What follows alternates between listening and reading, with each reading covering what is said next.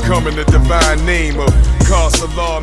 This is the key piece in what we're speaking about, and really what the radio show is that I do this about, or my students do more specifically, because normally they handle the interviews. They wouldn't have known what to ask me potentially. Well, that's why. I like what you're asking me. Thank you. You know, so the thing is, what I really try to highlight, because even as a priest and the tradition that I'm in, I'm a bit of a anomaly, and there's several reasons for that. One, because I came through various systems, and I'm not one who advocates throwing everything away. That's right. You know, that's right. Because you were orchestrated, okay, and there's different forms of intelligence, like you said. Please, brother. Please, all right. Anytime I see a father or daughter, I gotta give an extra. Brother. Extra. But you know, so in my system, we have various entities very similar to the Christian system, and they're called Orisha. And these entities, they are cosmic forces that help to keep things in motion and sustained. But the root of that word Orisha is Ori, O-R-I, and Ori means head. So to make a very long chronicle, as short as we can, the head is what's actually keeping everything sustained. You, and Ori means you as a god. Okay, we all receive the breath of life from Oludumare, who is in this tradition our originating being. Okay, some people will call it the supreme being. The word Oludumare means the owner of the serpent's womb. Okay, scientifically, what that's speaking about is atomic beginnings. In Kemet, we had Atum Mare, where we get the word Atum. Okay, Mare is serpent again. It's that Kundalini DNA. All right. Sure indeed. So when not the deceiver that Europe has turned the snake into. Certainly not. Let's continue. Yeah. Even when we're dealing with that reptilian culture, the reptiles are those who can handle Kundalini energy. Okay, there's only one people who can really do that. That's why you had movies like Snakes on the Plane, where you had Samuel Jackson, who had this bald head. He represented the pioneer in the front of the plane, and what his job was to do was to bring the snakes down to the ground. So what Hollywood made him do was bring the Kundalini back down. He also did a movie called Black Snake Moan, which had a similar theme to it. Okay, so they use us in order to keep us from heating things up too much. What's critical here, and what I'm really getting at, is the universality of truth and information. As a Babalao, I stand out a bit because I speak more Ori, even when I'm speaking with my students. For instance, as a Babalao, many of us, when we get people who want to come into our home, or Ile as we call it, they become your godchildren. I don't follow that model because that's Catholic. Okay, I have students, and you can be my student for a time, and then you have to go out and come back and then teach me something. Okay, so my focus is Ori. Now I bring this to a very important person in my history when we speak about the cultural influences. Now you and I both grew up in Westchester. I grew up in Mount Vernon. You grew up in New Rochelle, which are neighboring towns. I lived in New Rochelle for a little while in DeWitt Place. I lived in Mount Vernon for a time. So there's a certain vibration for us Westchester people. And ironically, coincidentally, we both now also live in the same county again, in another state. And like I built with my sister, there are no coincidences. Right. Well, I say coincidence because we're talking about coinciding angles. Okay. And if you and I are angles of light, I totally agree. Then we coincide. No, we just elevated it from that 6 from the devil's uncivilization and their meaning, and I'm with you. I say. You know what I mean? That's peace. So it's that universality of the information that I try to highlight to our people, not just for the purposes of unity, but to complete the story. So a lot of times people will ask me, wow, what do you own a barbershop? Get all this information. I owned it for 7 years by the name of the Wig Out. It's still there. Yeah, I know Wig Out. That's my shop. I named it off a Heavy D song. Okay. I was in Macadocious. Macadocious, Rob was in Macadocious. I know Rob well, behind the mall. Okay, and Brother Bashir ran the mall. Yes. Okay. So yes, sir. Westchester. So there was a brother by the name of Infinite Allah who used to come into the shop, and he was dealing with some challenges at the time. And he saw that I always had books there, Thoughts and Philosophies, Marcus Garvey, and but I was a Christian at the time. I was even preaching, doing revivals. But I had some trouble there because I didn't get the whole story. What was the devil so pissed off about? And why was Jesus the bright and morning star and Lucifer was the star of the morning? It sounds like we're talking about the same person. Why did we have Solomon? When we break his name down, it means the son of man, or son of man, which was a reference to the pineal. And why was Jesus called the son of man? Why did Solomon take the jinn and trap him in his ring? It was so many questions. I'm saying, I'm not getting enough here.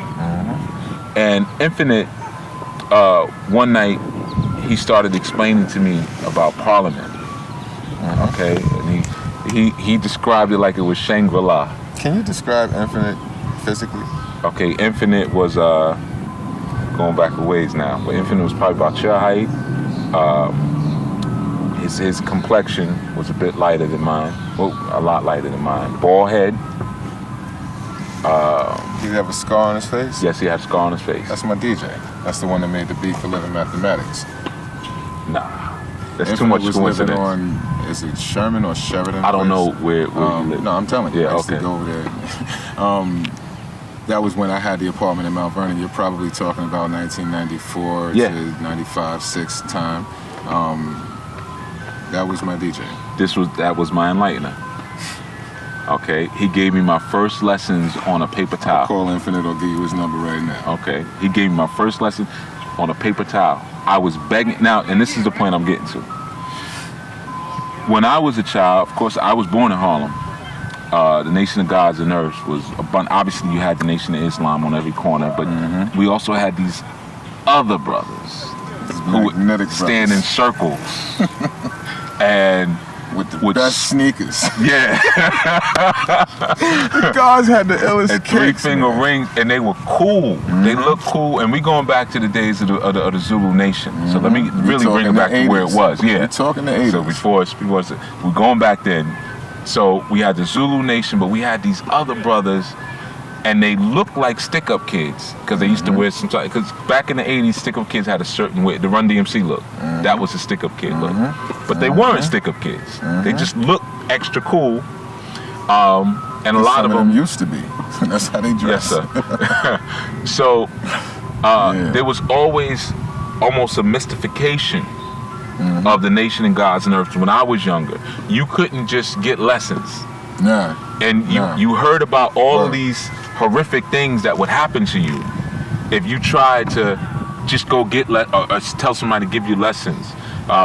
When I was younger, fronted like you were one. Or you said you were God, and then you got what they call a G check now. But if you got checked on it, and a simple check, well, what's today's mathematics? We still call it examinations. Okay. Young boys might G check it because the G is gang. Right. Yeah. And there was these horrific tales of what was called the universal beatdown. You remember this? Those are not tales. Of course, I'm building up to something. So yes, man. For me, coming up even through the Christian church, I dealt with the Nation of Islam for a time. There was always still this mystification about the gods. Not even so much the earths, because at that time I didn't even know how to identify an earth. Right. But the gods I knew. Okay. Even in terms of their outreach, these were the brothers who ran certain programs, or at certain times would just be giving things away. And so when I came into the information with Infinite, and he saw me as a Christian, I didn't come in saying I wanted to be a God. He saw something in me in terms of my questioning, okay? And he started giving, and he would give me little assignments. And we're going back before Google. So an assignment meant going to the library, to the rack, and going through and having to read a whole book to get one answer. And this was between haircuts. So I only got about 2 weeks to get these, unless he came a week, and I got to have the answer ready.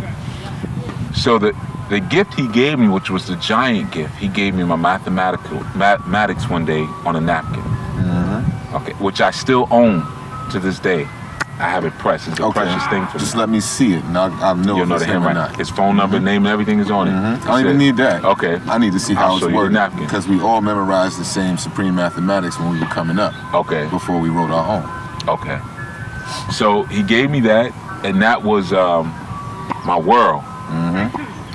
For a very long time, that was my world.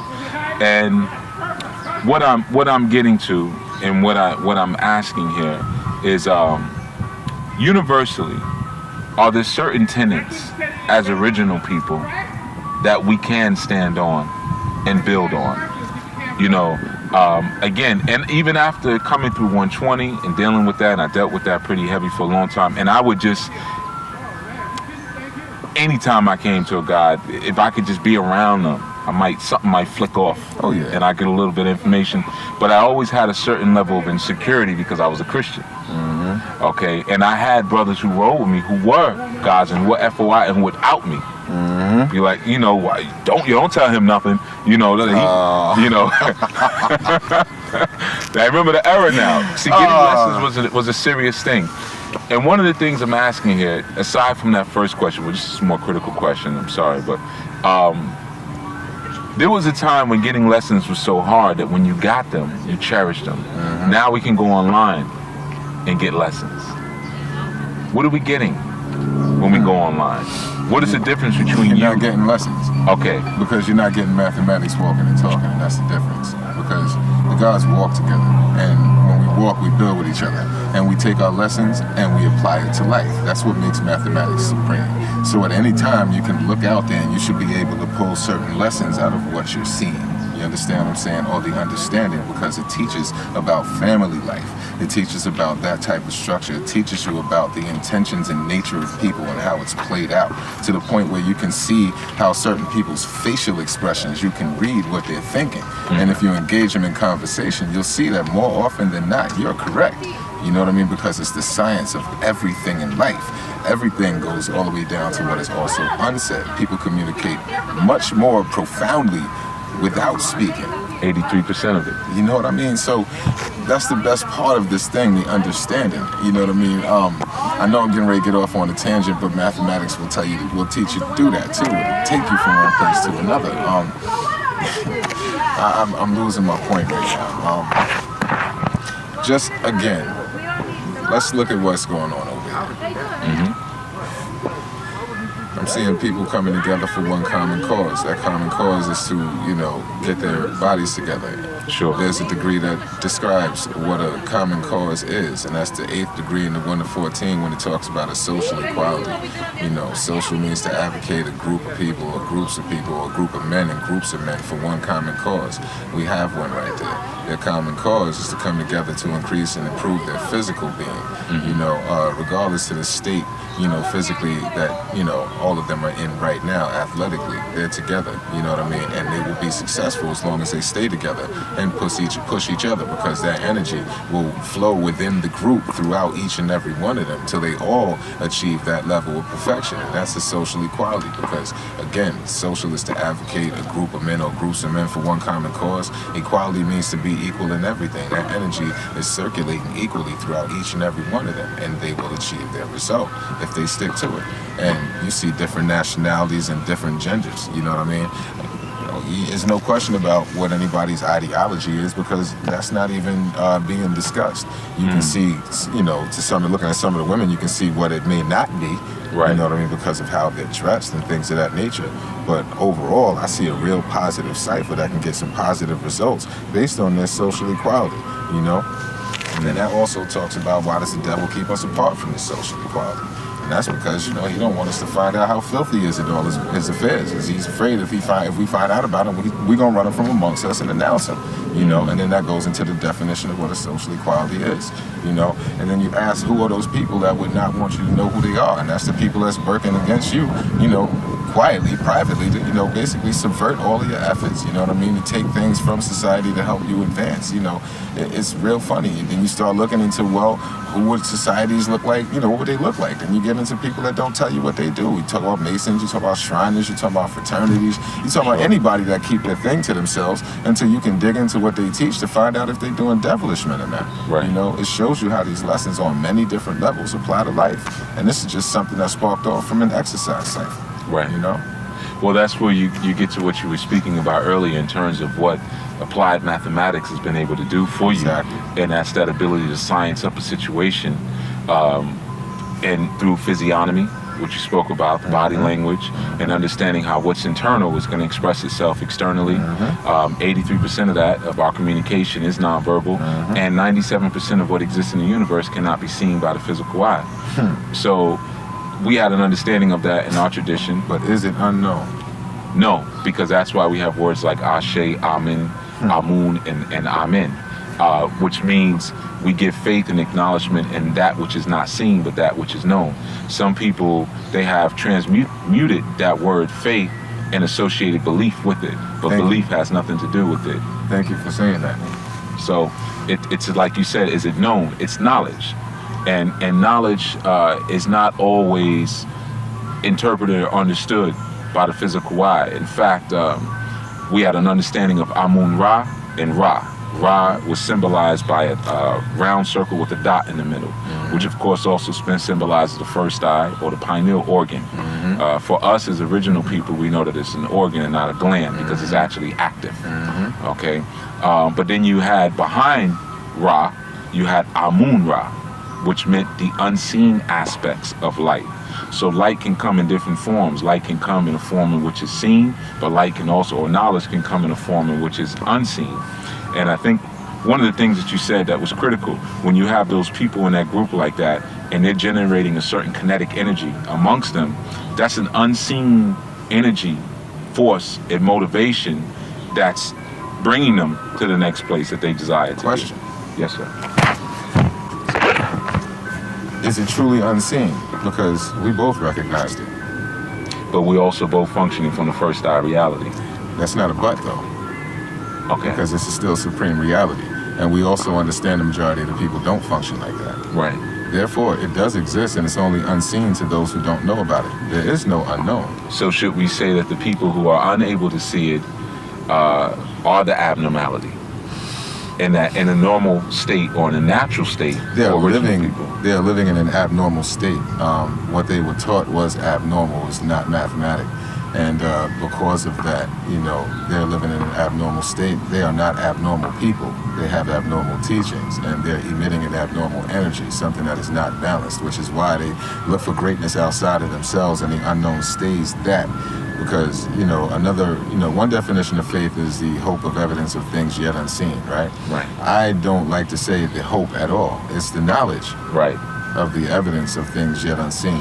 And it's only unseen to those who don't know how to see, because I saw it, it was right there. You saw it, it was right there. And that's for those who have been taught to see, Right. It's not that you're better than nobody or greater. I'm not greater than nobody out here. I've been taught, and my duty is to teach, because it's right there. So let's ask this question, because hope is a product of anxiety. So obviously an individual like yourself who is dealing with applied mathematics has no need for hope. All you probably, not all, but a large basis of what you're dealing with is calculation and formula. Indeed. You only fall back to hope when, your plans begin to not come to fruition, and you think you covered all the bases, and you begin to question yourself. But that's what renewing history is about.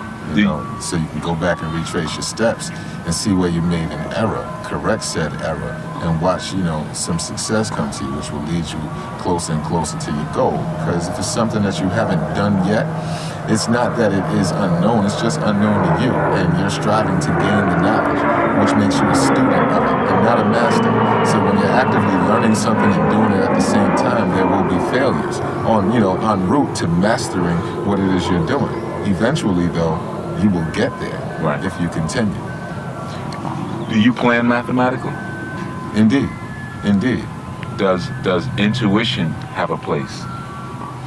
Yeah, you know, I'm gonna quote your man Bob Marley real quick. Okay. Let a brother for who feels it knows. You know what I mean? Because energy creates feelings. You know what I mean? You can walk into a place and know I shouldn't be here. You can walk into a place and know that you're going to reap the benefit of whatever comes from the energy and what's happening here, and you can feel that and know that, and you'll stay. And we've performed it before. So we've had symbiotic relationships with energy and people, in large amounts of it. And when the crowd is yours. You know when they're not. You also know how to bring them over to you. You also know whether or not it's worth it. Yeah, that's more than profound. Especially when we're speaking about this idea of saving our people. One of the things that I always point out, at least to myself as a reminder, is who is my people? Who are my people? Okay, is all skin kin.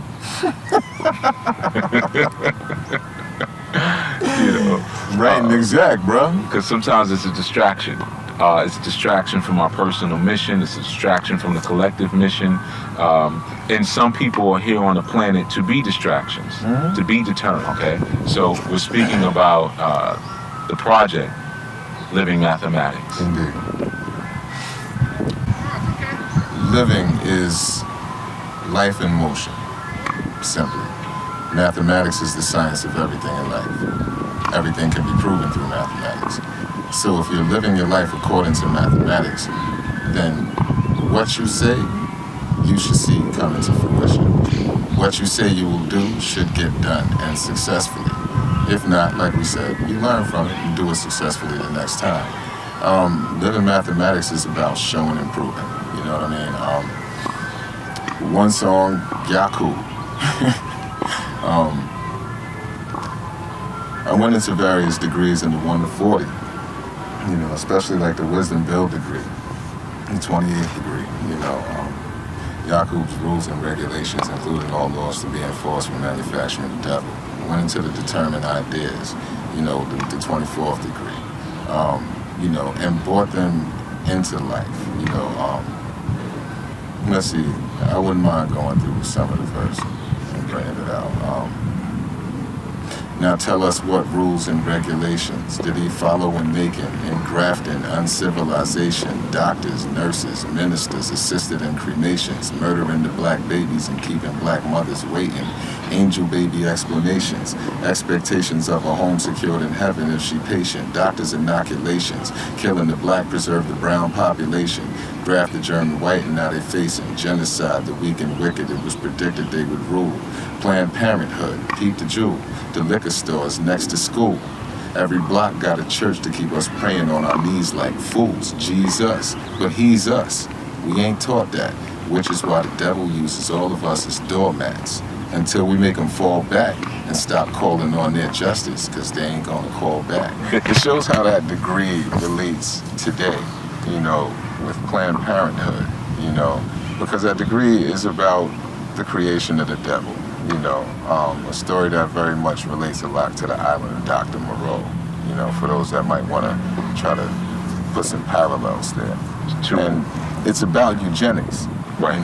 It's a story about the dominant and the recessive gene. It's a story about destroying the dominant gene or the dominant thought of the day and producing the recessive, the weaker, the parasitical gene, and keep on, taking what is left as dominant each time and eradicating that to bring it weaker and weaker and weaker. And then at the end of the day, to thin the blood as well, to make it wicked in its ways and actions, because now, not only is it physically weaker, but it knows it is weaker. It's aware, because when everybody else is outside in the sun, they're getting dark and strong and you dying.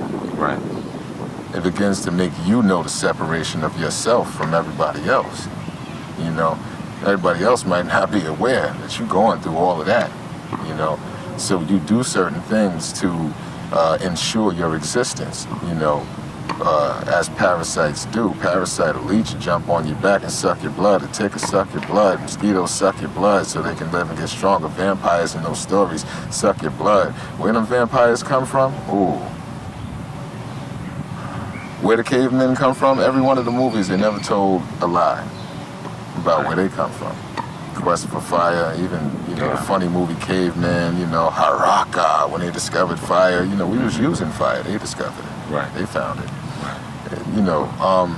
So when you got a people that came like little more than 6,000 years ago, while people been here for millions of years, and a proof of that is 250,000 plus years old is the Sphinx, that's just an off-the-top example of civilization and science, high science being mastered for millennia, until you just get here and you realize that. So what do? You go to the root of your own existence and take everything that you need from those who did everything previous to you, and then say that you made it up. Right. So it's an issue of genetic survival. Indeed. So what you do, you go and you kill everybody, that has prominence. You go kill all the men, all the scientists, all the doctors. You burn the libraries. You do those things, And then you take those people and you start dumbing them down. You start teaching them, the story of the victor. Because, we have the stories of them coming from the caves, ruddy and the paranoid people, Ruddy meaning as though they were burnt like the sun, what I'm saying?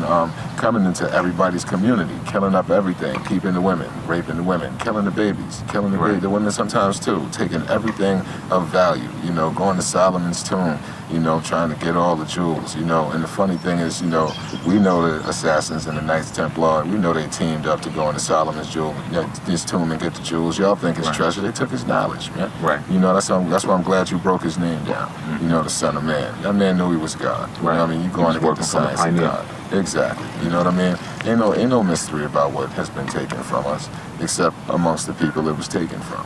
And then those who've been awakened to it, that begin teaching it, it's the hardest job because, we just as broke as them. So they're like, how you gonna tell me, you God, you know what I'm saying? And I'm gonna tell you to show me your God. But I gotta wait till I'm dead to meet your God, then I'm going to hell because I ain't believing him. I'll take my chances here. You crazy, you brave, you bold, but that stuff you saying be true though. And that's how you got them, because they want that strength. Right. They want what you say to be true. I want it for the black man to be God. You can't, nothing else is working. But I'm like, you can really teach me how to create a planet. And I'm like, no, they're like, no, that's not what it is. Unless you want to make the earth out of that black woman you see right there. What you talking about? Sun, moon, stars. It didn't say sun, earth, stars. Why? What is it in these degrees that'll show you how to make a black woman an earth? What do I have to teach her in order for her to be in balance in accordance with universal law like myself? And why y'all got the flyest women that ain't leaving you? Because nobody's talking to them the way you are. Nobody's teaching them what you're teaching. And nobody's bringing home the jewels and the fruits of that labor. You know what I'm saying? These are not pearls being cast to swine. Like, people are coming back and she sees this. Learning what you tell them to learn. Bringing you gifts as though you some supreme being. She sees this. She sees you staying in the home taking care of the babies. Even the baby that she had. Are all women fertile and right for that type of insertion of information? No. How do you determine the difference between the two? The level of rejection, you know what I mean? Because everybody's gonna at first, try to throw up everything they've lived, and you expect that. But then when you prove, certain things, and they still go unaccorded, when everything is always shut down, scientific and mental, and it's always sexual, you realize that that's a tool being used against you, and that this is a more devilish mind state. You ask the question, do you know any 5%ers? Have you heard this before? Because it's a beautiful woman in front of you. You're looking to bring her into your cipher, get her rotating and teach her, but you open off of her. She's brand new to you. So then you start asking her what? Her history. You go into her past, which is going to determine who she is and tell you where she's striving to get. I actually made a song about her yesterday. I call her Venus. The song is Venus Fly Trap, because she's fly. And it was funny because, what's the line? It's a brand new song. What's the line? Basically, Venus is a fly trap. What is it? She's a professional bird head. That's right. She's a professional bird head. She's fly, professional bird head, propeller. You know, because she's gonna make it to her destination, Right. and she's gonna do that on the backs of a whole lot of brothers and sisters. Sure. You know, she's gonna use her wiles to get what she wants, and Right. she ain't gonna give a damn because it's about this money. Right. You know, in the song it says she always called her daddy, but he never called back. You understand? She was let down by men her whole life. You think she gonna depend on one now? Your game gotta be good. Right. You know, and she wants game. So when you come with the truth, she will reject you readily. Right. Because she don't believe you. So again, you know, you ask, you met anybody that teach you this before? And then you begin to find out. Because there's also some, you know, plenty of brothers that, you know, can quote 120 lessons, but they ain't living it. Right. You know, some that do understand it, but they're using it for negativity. You know, I know sisters who had knowledge of self because the people was teaching them that, and they carried the drugs for them. Sure. And that was how they spoke when they ran into the other brothers. So nobody knew what they're talking about. Right. So they learn mathematics and how to speak mathematics so that they can be mules, drug mules. Like, really? You know, but this is who you're dealing with, you know.